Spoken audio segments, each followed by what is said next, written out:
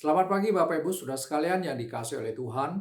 Mari kita meluangkan waktu untuk merenungkan firman Tuhan yang pada pagi hari ini saya landaskan dari Injil Yohanes pasal yang ke-14 ayat yang ke-15 sampai yang ke-17. Pada bagian ini Tuhan Yesus berbicara tentang kehadiran Roh Kudus. Dia mengatakan demikian, "Jikalau kamu mengasihi aku, kamu akan menuruti segala perintahku. Aku akan minta kepada Bapa dan Ia akan memberikan kepadamu seorang penolong yang lain, supaya Ia menyertai kamu selama-lamanya, yaitu Roh kebenaran. Dunia tidak dapat menerima Dia, sebab dunia tidak melihat Dia dan tidak mengenal Dia. Tetapi kamu mengenal Dia, sebab Ia menyertai kamu dan akan diam di dalam kamu." Bapak Ibu Saudara sekalian, kalau kita tahu isi dari amanat agung yang diberikan Tuhan Yesus kepada para murid, yaitu pergilah, jadikanlah segala bangsa muridku, dan baptislah mereka dalam nama Bapa, Anak, dan Roh Kudus, dan ajarlah mereka melakukan segala sesuatu yang kuperintahkan kepadamu. Nah, isi amanat agung ini adalah satu hal yang sangat penting sekali. Tetapi tidak kalah penting daripada isi amanat agung tersebut adalah ada janji Tuhan Yesus. Yaitu apa? Tuhan berjanji akan menyertai para muridnya sampai selama-lamanya. "Aku akan menyertai kamu sampai selama-lamanya." Demikian kata Tuhan Yesus, dan itu adalah janji yang melekat kepada apa yang disampaikan oleh Tuhan Yesus berkaitan dengan amanat agung.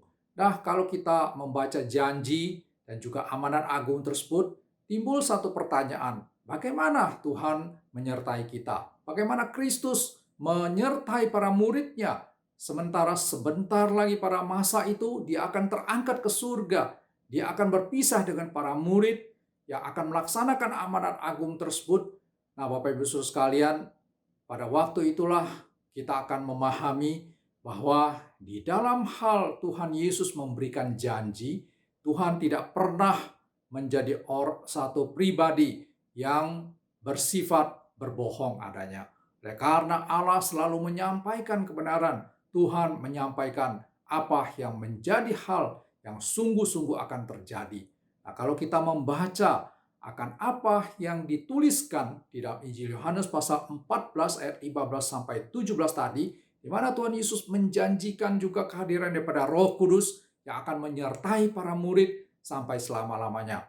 Nah, di dalam janji kehadiran daripada Roh Kudus ini, pengutusan Roh Kudus yang akan terjadi pada hari Pentakosta itu, disitulah kita melihat bahwa janji penyertaan Tuhan digenapi melalui kehadiran Roh Kudus. Sehingga Pentakosta, satu peristiwa yang sangat-sangat luar biasa di dalam kehidupan komunitas atau gereja. Disitulah kita melihat satu peristiwa yang tidak lain adalah penggenapan janji Tuhan Yesus, di mana Dia akan menyertai para murid untuk melaksanakan amanat agung tersebut, membawa Injil berita keselamatan ke seluruh dunia dengan kuasa, dengan pertolongan daripada Roh Kudus. Tuhan Yesus menyertai orang percaya, Tuhan Yesus menyertai para murid pada zaman itu, menyertai kita pada saat sekarang ini, dan menyertai gereja Tuhan di masa yang akan datang melalui kehadiran Roh Kudus. Bapak Ibu Saudara sekalian, inilah satu hal yang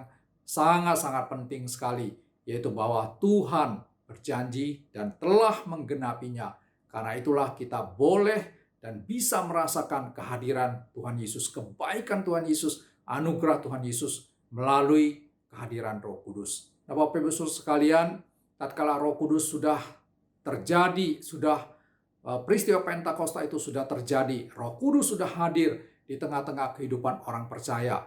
Lalu kita juga mungkin harus tahu bagaimana Roh Kudus itu bekerja.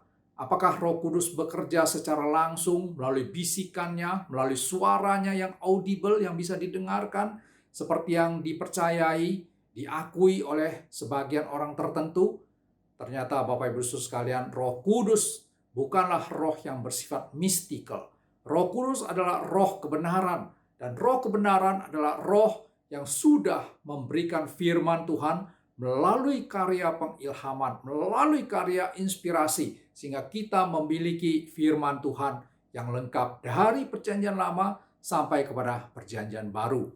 Nah, Bapak Ibu, roh yang memberikan kebenaran firman Tuhan ini adalah roh yang terus bekerja menggunakan firman Tuhan, yang diberikan kepada para nabi, yang diberikan kepada para rasul untuk menjadi pedoman dalam hidup kita, untuk menjadi sarana memimpin akan kehidupan kita, menumbuhkan iman kita, ya, supaya semakin hari kita semakin menyerupai Kristus.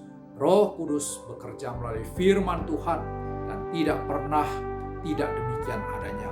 Ini adalah prinsip yang sangat penting. Oleh karena itu Bapak Ibu, biarlah di dalam kehidupan kita sungguh-sungguh mencintai firman Tuhan.